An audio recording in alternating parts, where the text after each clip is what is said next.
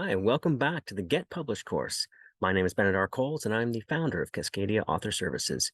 Today, I want to share with you some top tips on how to write a readable book. Now, the first thing you have to understand about writing is that it is a profession like any other, and there are some certain steps that you want to follow to make sure you can reach that level, and there are certain techniques that the professionals use that you want to use too. So let's jump in. First of all, I suggest that you do some research. Find some books that are either on the same topic that you want to write about or are by authors that you admire. Read those books, study them. What kind of tone did the author use? Did the author use different formatting techniques like lots of illustrations or little pop out boxes? Or did it just flow naturally? How did they do it? And look carefully at that. What worked for you? What didn't work? And then think about how you would do the same when you do your writing. And remember too that writing, like I said, is a professional technique. You need to practice, practice, practice, practice. If you are already an accomplished author, great, no problem, you're there. But if this is the first time you've ever tried to write a book, just remember it's not going to come naturally the first time. Like anything else, it takes practice. You got to start small, maybe write a few blog articles, maybe write something, just a little information to capture one point that you want to cover.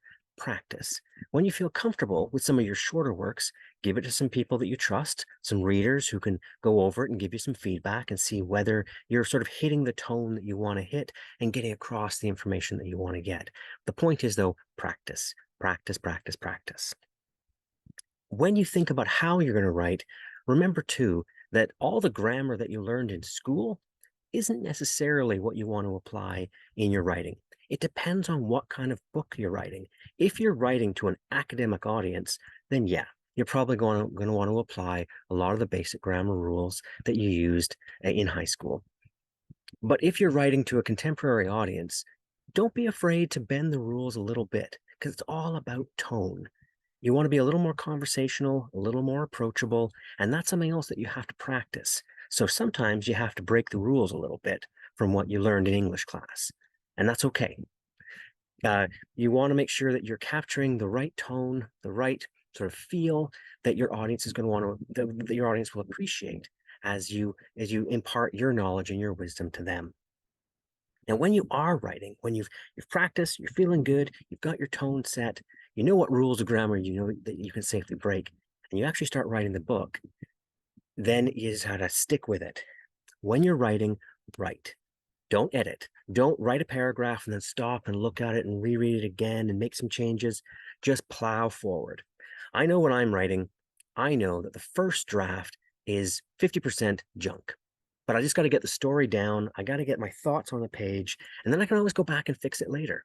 So I don't go back and reread what I wrote yesterday. I just keep moving forward because the story itself will reveal itself to me as we go. And I find that very often I didn't really know where I wanted to go until I've got it down on the page. And so some of the stuff that I wrote earlier, didn't work out as well as I thought. But that's okay, because we write on computers these days. I can just go back and fix it later. So when you're writing, write. That is your time for writing. It's not your time for editing, not your time for second guessing. Just write. You can always fix it later. And then ideally, if you can, give yourself some goals and some deadlines. Writing is like any other thing that it can take forever. But if you give yourself deadlines and goals, then it can help you to bite off a little chunk at a time of your book. I'm just going to write this chapter this week, or tonight I intend to cover this section of this chapter. And if you can give yourself those goals that you know that you can reach if you apply yourself, you will find very quickly you are just checking off all through that table of contents and you are getting the book written one piece at a time. That's how the professionals do it. Now, when you are actually writing the book itself, there's a few things you want to consider on how to make a good prescriptive book that will educate and entertain your audience at the same time. Things like tone, things like voice, structure, and pace. These are all concepts you want to make sure you understand and how they apply to your book. Now, tone, I've talked about this a little bit already. It's ideally a conversational tone. This is how audiences these days like to get their information. It's like they're sitting down with a friend and getting some good advice.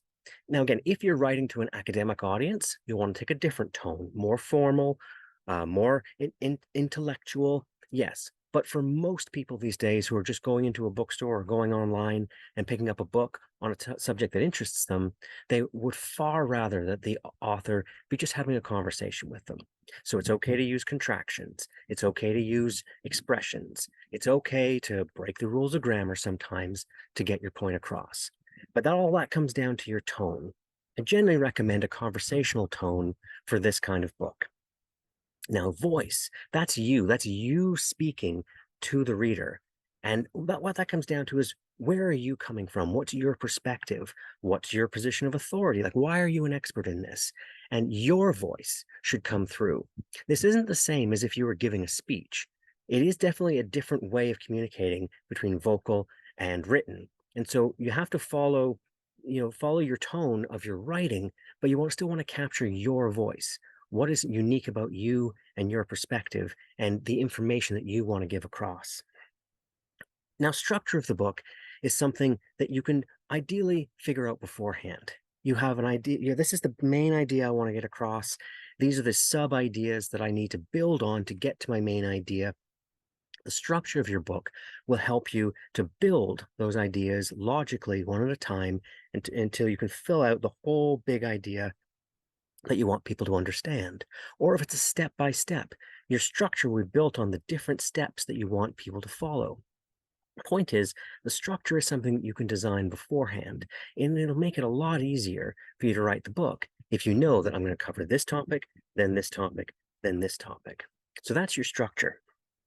But then with your structure comes pace, and pace is how quickly the book moves forward. Are you writing something exciting? Is it going to be just rocketing one to the next? Does every chapter end with a question that you're now going to answer in the next chapter so people just keep on turning? Or is it more of a slow, contemplative, here's the idea I presented in this chapter. I want you to just slow down, think about that idea for a while, apply it in your life, and then move on to the next chapter. And that pace, that's something that you need to think about. It depends on who your audience is, depends on what your message is, and depends on who you are. But these are all things, tone, voice, structure, and pace, that you want to make sure that you have consistent throughout the entire book. Now, one thing you can consider if you want to write a readable book and you think, wow, writing is actually hard and I don't have the time to master this, but I want my ideas to get out there. One thing you can consider is a ghostwriter. A ghostwriter is a professional author who will write the book for you.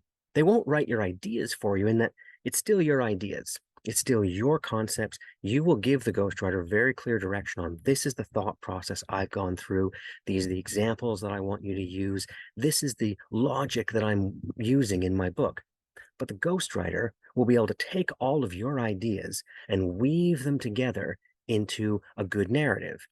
The ghostwriter will understand pacing and understand tone and understand your voice. Ideally, the ghostwriter will talk to you and exchange emails with you and get a sense of who you are and what kind of voice you want to present. And the structure of the book will be built on your ideas. But you may have a whole bunch of ideas that you're having trouble structuring together. A ghostwriter can help you with that too. So whether you decide to write the book yourself, or get a ghostwriter to do it for you, or maybe somewhere in between, have an author coach or an editor that you work with all along, either way, you still want to approach it in the same way. You want to do your research first, make sure that you're writing a book which is at least similar to the other best-selling books in that area. Make sure that you have a clear vision on what you want to say and why you're saying it. You want to give yourself goals. Whether you're doing the writing or your ghostwriter is doing the writing, you still want to have a timeline that you want to meet. And then you want to make sure that you've got your tone, your voice, and your pace set up really well. So what I'd recommend before you do anything else is go out and read a couple of books that are similar to what you want to write and get a sense of how they did it. And once you've seen that with these ideas in mind, you'll get a better sense of whether you think, I could do this, or maybe I should get some help to do this. Either way, it's great. And your book will still get out there and will still make the impact that it should. So I hope you've enjoyed this. Lots to think about. Thanks for watching.